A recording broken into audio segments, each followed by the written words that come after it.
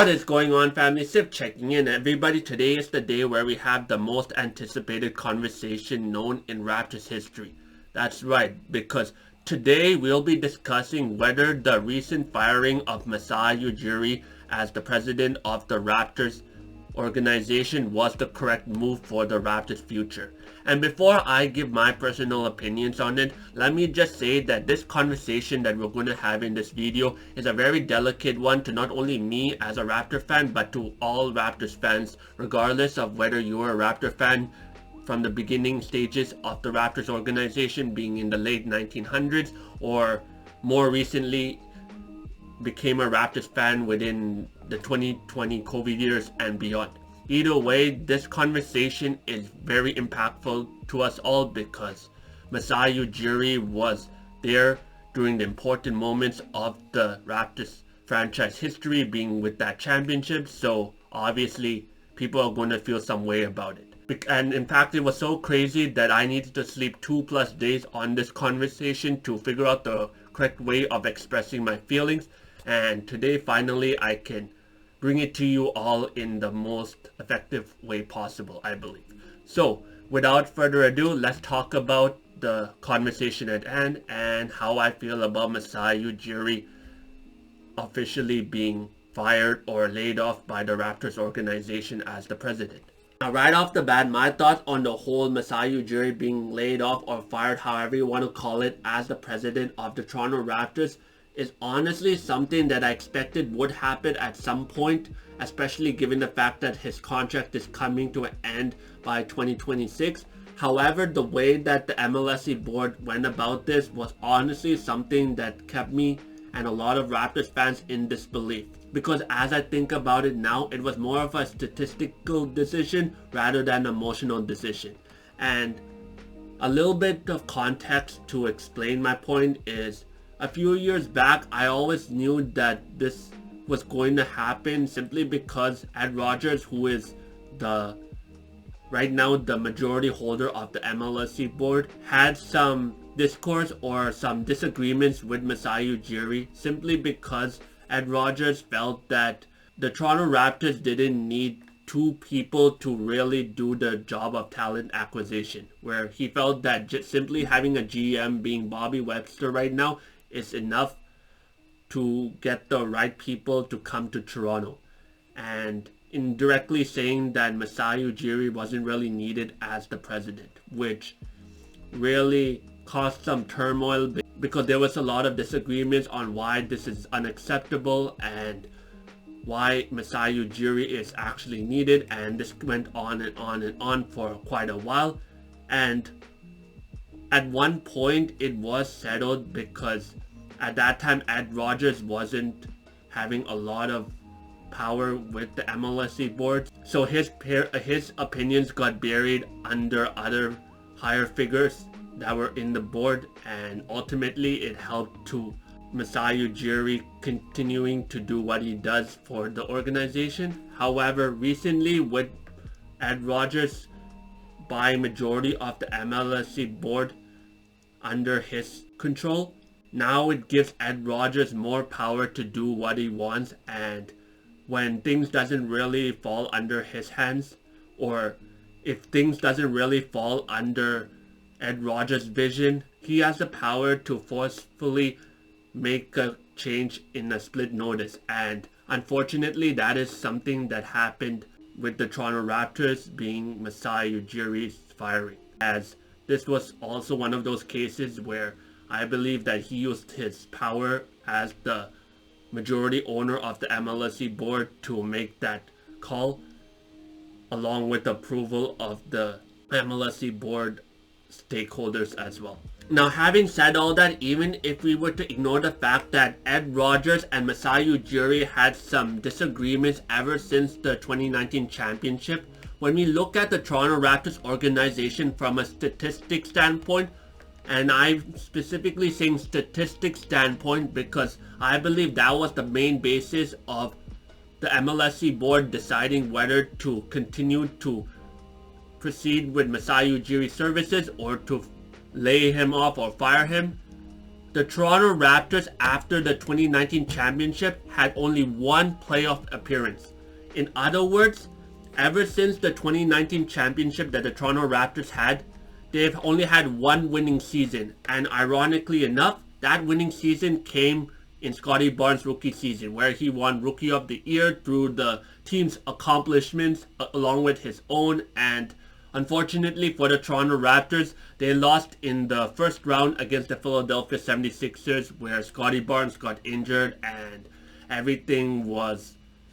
really gone into shambles, ultimately leading to Fred VanVleet being able to walk in free agency and join the Houston Rockets, and the firing of Nick Nurse being the head coach at the time. And ever since that point, the Toronto Raptors were on a competitively tanking situation where they would try to compete, but for some reason or another, whether that be injuries or miscommunication on the floor or the lack of chemistry between the teammates, this caused a lot of losses for the Toronto Raptors. And time again, ever since that point, we were in the lottery or in the NBA draft. Basically, I'm saying that when you look at the Toronto Raptors from a statistics standpoint, everything that was going on with the Toronto Raptors, at least from a talent acquisition, didn't sit right with the MLSE board. And I believe that the fact that the Toronto Raptors proceeded to do the same things over and over again, especially with this recent 2025 drafting Colin Murray Boyles at the time, and he had his interesting way of expressing his emotions. I'm not going to go into what he did, but the way that he expressed his emotions, I feel, at that NBA draft really was the straw that broke the camel's back. And I believe it's probably something that was taken into consideration when the MLSE board wanted to part ways with Masai Ujiri. Now, with the whole Masai Ujiri being fired or laid off, or however you want to call it, all but done and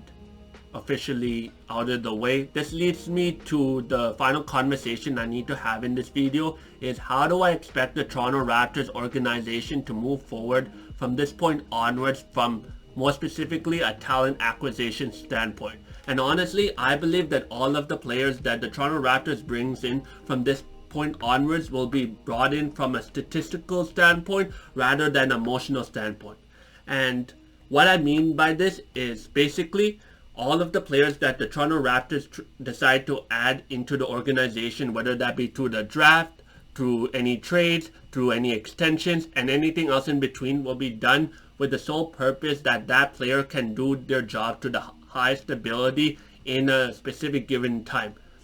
And this will be done by, one, having the player understand what their role is immediately as they come into the Raptors, and number two, if they can perform their specific role at the level that the Toronto Raptors are expecting them in a reasonable time, Bobby Webster, as well as all of the other people part of the upper management for the Toronto Raptors, will have no empathy in trading them for a better value piece. And this is why in the previous video that I made, the Toronto Raptors are planning to have Scottie Barnes play at that center position for a couple of games this upcoming season. So it's been reported. Which is another way of saying that if Scottie Barnes is on the table in terms of whether he's a good piece for the Toronto Raptors from a statistics standpoint, anybody on the Toronto Raptors is on the table in terms of whether they're good for the Raptors organization going forward.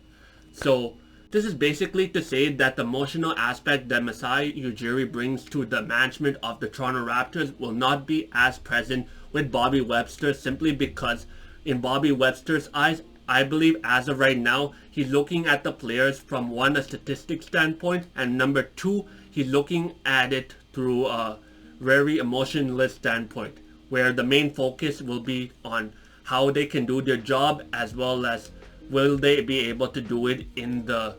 allocated time that we give them. Otherwise, they're going to be on the trading block, and we're going to be bringing in another piece that can perform the duties of the designated role as quickly and effectively as possible. So overall, I believe that this whole laying off or firing of Masai Ujiri as the president of the Toronto Raptors after all this time is something as fans we have to accept, and it's going to take a while for all of us as fans to accept and move on from. However, we will need to see as a fan base and over time whether this decision was one that actually might be a blessing in disguise, as it was when we won that championship when we traded DeMar DeRozan for Kawhi Leonard, or if this decision that the MLSE board is actually one that is going to send us back into the early stages of the Raptors era, where a lot of the NBA teams overlooked our abilities, and rightfully so, because we weren't really making the correct decisions to gain their respect. But with all that being said, let me know in the comments below how you feel about the Masai Ujiri firing or being laid off. Are you having the same viewpoint as me, or do you feel like this firing was actually